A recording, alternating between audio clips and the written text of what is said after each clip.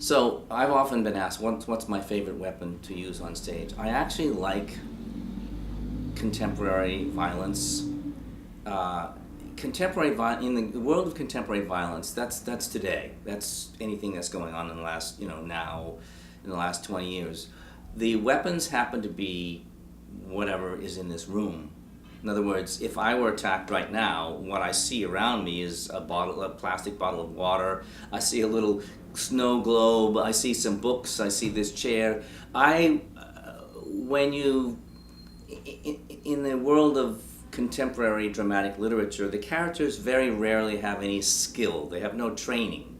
People don't go study how to fight anymore. They used to long ago, but now they don't. So what happens is if I'm attacked or if I become enraged and I want to hurt you, I'll use whatever I can around me as my weapon. In the business of theater, we call it, in the profession of theater, we call it found objects. So in the world of contemporary violence, I fight with whatever I have, and what's really interesting about it is that I have to then create the language to use when I'm fighting with this book, or when I'm fighting with this snow globe, or when I'm fighting with the camera that's filming me right now. I might just rip the microphone off of it. Then I have to create a physical vocabulary that A, looks real, and B, is safe for the actors. And I love that because every weapon requires a whole different language, and that's just really fun and exciting for me. I don't think anything is strange. I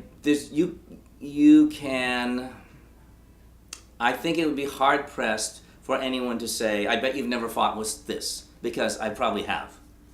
It's things that I really am not allowed to mention on camera. One time I did this show called Big Love by Charles Mee, wonderful play, and there's all these sequences, and we had to go to one of those sex shops, those novelty shops, because the props that the women in the play decided to fight with were things that you could imagine. So, so then, it was really interesting to figure out how to create the language for that, right? We had so much fun, I will tell you that. It was really bloody and violent, but we had so much fun doing it. And then the thing when the theater was audited, right?